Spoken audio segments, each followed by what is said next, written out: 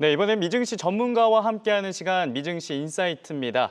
오늘은 한국투자증권 명동 PB센터 김호균 팀장과 함께합니다. 팀장님, 어서 오십시오. 네, 안녕하십니까. 네, 오늘 3대 지수는 강보합권에 머물고 있고요. 개장 전에는 소매 지표가 나왔습니다. 소매 판매 지표가 나왔는데 사실 소매가 좀 둔화세되는 모습을 보였다가 오늘은 헤드라인과 근원 모두 좀 예상치를 상회하는 경향을 보였는데 오늘 지표 어떻게 해석해야 될까요? 일단은 뭐 CPI, PPI 발표가 나왔는데 시장에 미치는 영향이 좀 제한적이었던 것 같고요. 오히려 그 외의 이슈가 좀 시장을 더 강하게 만드는 것 같습니다. 특히 이제 그 어닝 시즌이 본격화됐기 때문에 금융주들의 실적에 대한 반응, 그리고 오늘 뭐 TSM 실적에 대한 어떤 시장 반응이 어떤 섹터를 중심으로 좀 그 상반된 흐름을 이어가고 있는 것 같습니다. 하지만 지수 자체는 좀 지난주 쉬어가는 그림을 이번 주에도 이어가면서 변동성이 좀 확대될 수 있는 가능성을 염두에 두고 이제 하루 이틀 정도의 어떤 이 거래일을 남겨두고 있을 것 같습니다. 네, 오늘 개장 상황까지 살펴주셨고요. 네. 그리고 이건 안 짚고 갈 수가 없는데 어제 장중이었습니다. 우리 시각으로 제가 기억하기로는 12시쯤이었어요. 제가 방송을 하고 있어서 기억이 나는데 갑자기 트럼프 대통령이 파월에 해임할 것이다라고 언급을 하면서 시장이 실시간으로 국채도 움직이고 3대 지수도 요동을 쳤습니다. 그런데 트럼프 대통령이 시장의 반응을 본 건지 파월 의장 해임설 가능성이 희박하다고 하면서 선을 그었거든요. 네. 약 30분 천하로 끝난 이 파월 해임설 어떻게 보고 계십니까? 반응을 본 거죠. 아, 그렇죠. 네, 반응을 본 것 같고 어떻게 보면은 이게 루머가 아니라 백악관 주변에서 흘렀던 소식이었기 때문에 시장에서는 굉장히 술렁이었고 어떻게 보면은 파월을 해임하는 것이 이상하지 않을 만큼 굉장히 비난의 수위를 높였는데 정말 시장에서 이것을 인정하고 해임이 되는 거냐고 했을 때 오히려 아니다라고 발을 뺀 거거든요. 왜냐? 시장이 좀 부정적으로 반응했거든요. 아, 그렇다면 파월을 해임하는 거 있어서 시장이 좀 부정적인 상황이니 아직은 아니다라고 트럼프가 판단한 걸 수 있는 것 같아요.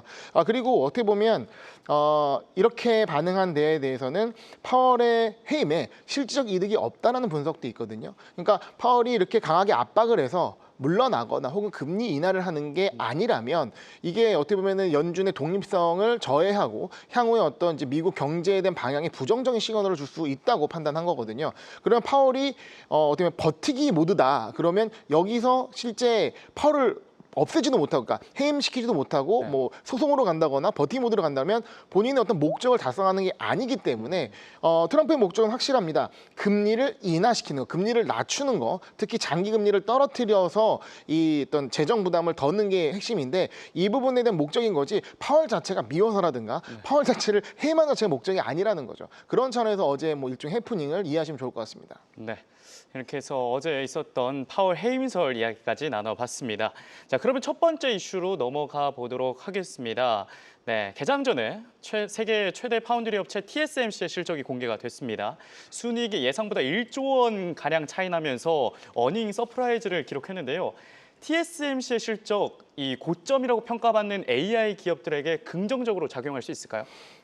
일단 여러 가지 함의가 있을 것 같습니다. TSMC가 주는 어떤 이제 중량감이랄까요? 이게 굉장히 높은데 네. 일단은 시장 기대를 상회한 실적 발표 이후에 반응을 보게 되면 신고가를 돌파했고요. 6%까지 급등하다가 한 3%대에서 이제 올라가고 있는 상황입니다. 이제 본장이 들어갔기 때문에 이런 흐름 자체가 이어질 것으로 보여지는데 반면에 어제 ASML 같은 경우는 실적 발표 이제 하락을 했거든요. 그리고 지금 반등을 하지 못하고 있습니다.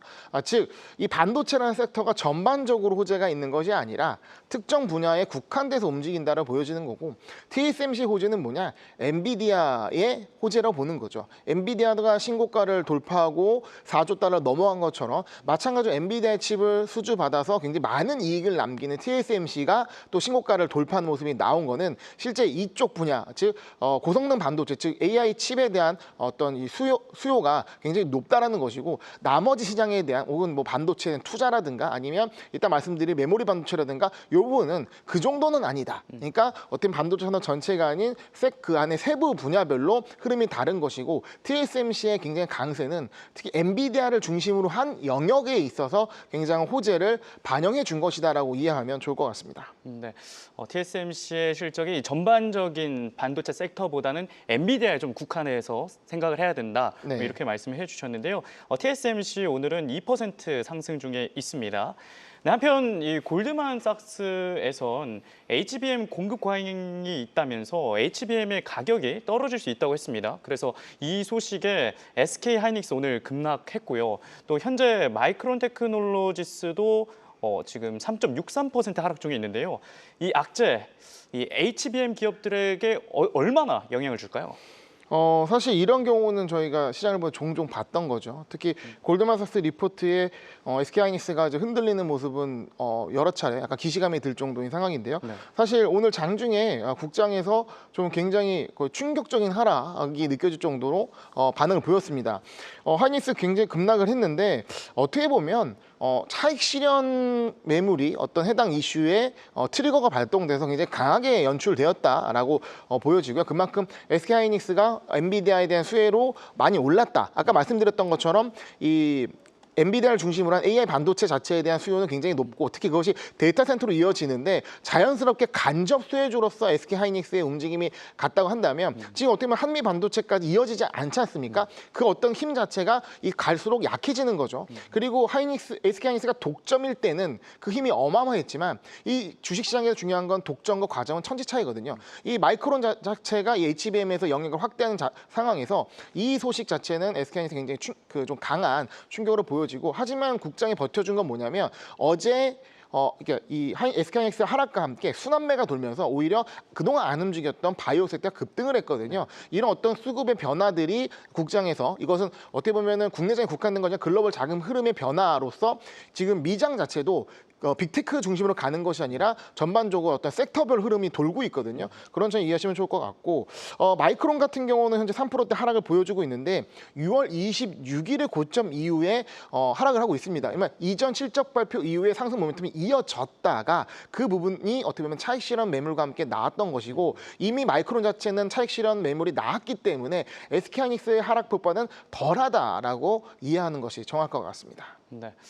그렇다면 이 글로벌 뭔가 순환매가 이루어지고 있다 이렇게도 해석을 할 수 있겠는데 네. 그럼 AI 다음에는 어떤 쪽으로 좀 흘러갈지 혹시 네. 예측되는 게 있으십니까? 지금 어떻게 보면은 6월 말 같은 경우는 분기가 마무리되면서 약간 윈도우 드레싱 성격으로 빅테크들이 굉장히 강세를 보였거든요. 네. 안 움직이는 빅테크를 강세를 하면서 6월이 마무리가 됐습니다. 그리고 7월이 되면서 가장 주요했던 사항은 크립토 쪽.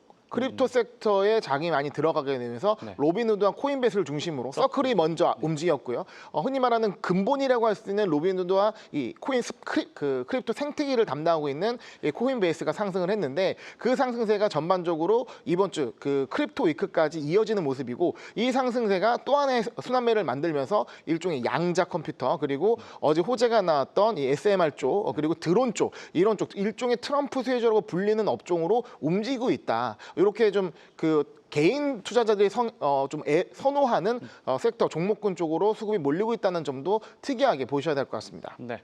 수급의 동향까지 살펴주셨습니다.